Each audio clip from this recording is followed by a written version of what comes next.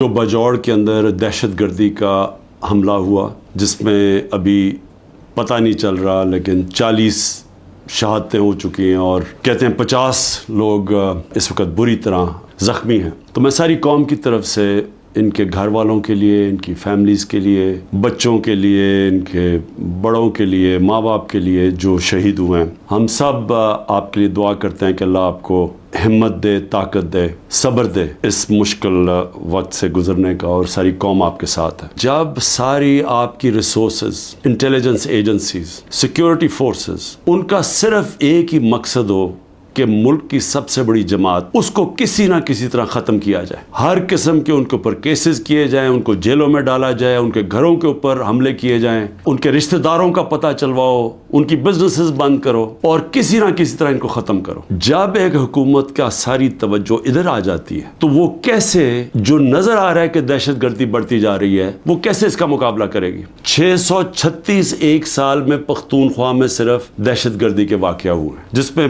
पख्तूनख्वा की पुलिस को सबसे ज्यादा इसका नुकसान उठाना पड़ा, और उसके अलावा बलूचिस्तान में और वो जो कैंटोनमेंट पे जोब में अटैक हुआ। तो मेरी फिर से दरखास्त है कि ये मसला और बढ़ता जाएगा अगर अभी पूरी तरह तवज्जो ना दी और अपनी प्रायोरिटीज ठीक करें। ये जो तहरीक इंसाफ है, ये मुल्क दुश्मन नहीं है। जो मुल्क की 70%, 75% अवाम जिस जमात के साथ खड़ी है, वो मुल्क से ना गद्दारी कर सकती है, ना उसकी दुश्मन है। तो उसके ऊपर पूरी तवज्जो दे के और यहाँ नजरअंदाज करना कि जो एक मसला बढ़ता जा रहा है, तो मैं समझता हूँ कि इससे ज्यादा जुल्म मुल्क से नहीं हो सकता। जब 12 लाख पाकिस्तान के प्रोफेशनल्स मुल्क छोड़ के चले जाएं, ये पैसे से ज्यादा, ये जो हमारा डॉलर बाहर निकला है, क्योंकि ये अपने डॉलर्स भी लेके गए होंगे ना, तो जो डॉलर्स बाहर जा रहे हैं वो अलग चीज है, लेकिन जो ब्रेन ड्रेन हुई है, जो आपके वो लोग जो कि सबसे ज्यादा माशरे की उठाने में इनका हाथ होता है, प्रोफेशनल्स का, वो जब मुल्क छोड़ के जा रहे हैं, बिजनेसमैन वो मुल्क छोड़ के जा रहे हैं, जो आपके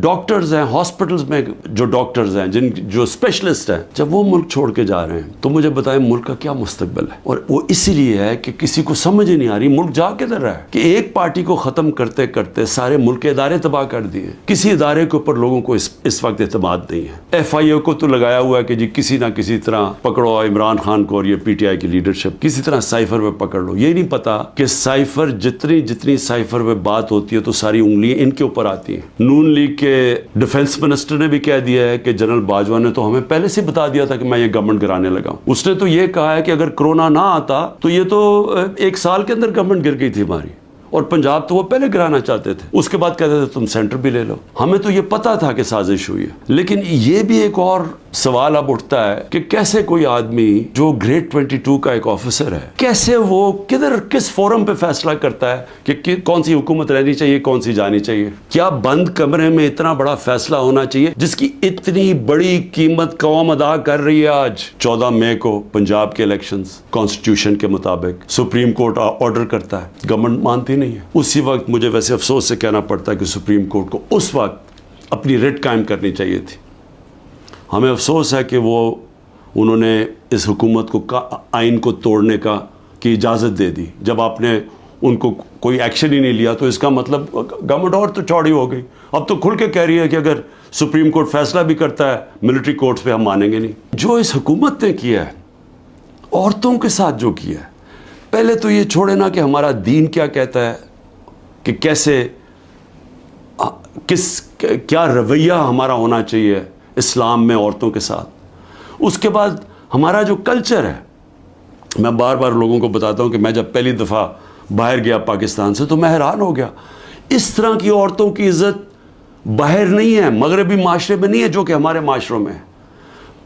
और जिस तरह औरतों को सड़कों पे घसीटा, जिस तरह उनको जेलों में डाला, जिस तरह औरतों को जेलों में रखा हुआ है, और मैं यानी हैरान हूं कि क्या डॉक्टर यास्मीन किसी ये बिल्डिंग जलाने में थी मुलव्वस? क्या आलिया हमजा थी? क्या तैयबा थी? क्या सनम थी? क्या खतीजा? इन्होंने कोई बिल्डिंग जलाई है?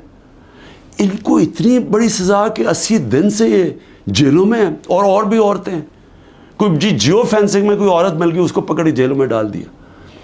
और उनके बच्चे हैं اور اس کے باوجود ان کو جیلوں میں رکھا ہوا. یہ کون سے معاشرے میں ہوتا ہے؟ اور یہ پرامن احتجاج تھا. پرامن احتجاج آئین ہمیں حق دیتا ہے. یہ پاکستان کا قانون نہیں توڑا تھا کسی نے. اس سے بڑا ظلم کیا ہو سکتا ہے کہ 50% آپ کی آبادی آپ ان کو پالیٹکس سے باہر نکال دیں، جبکہ وہ شرکت کرنا شروع کر دی تھی. ایک سیاسی شعور پیدا ہو گیا تھا جس میں عورتیں کیا، بچے، نوجوان، بوڑھے. لیکن جو عورتوں کی شرکت تھی، مجھے ایسے لگتا ہے کہ یہ پلان کے تحت، یہ پلان کر کے عورتوں کو سیاست سے باہر کیا جا رہا ہے. جس طرح انہوں نے اوورسیز پاکستانیز کی ووٹنگ کینسل کروائی.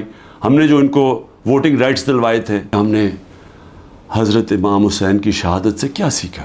جب پتہ تھا کہ وہ پوری کی پوری فوج سامنے کھڑی ہے، پیچھے نہیں ہٹے، جھکے نہیں.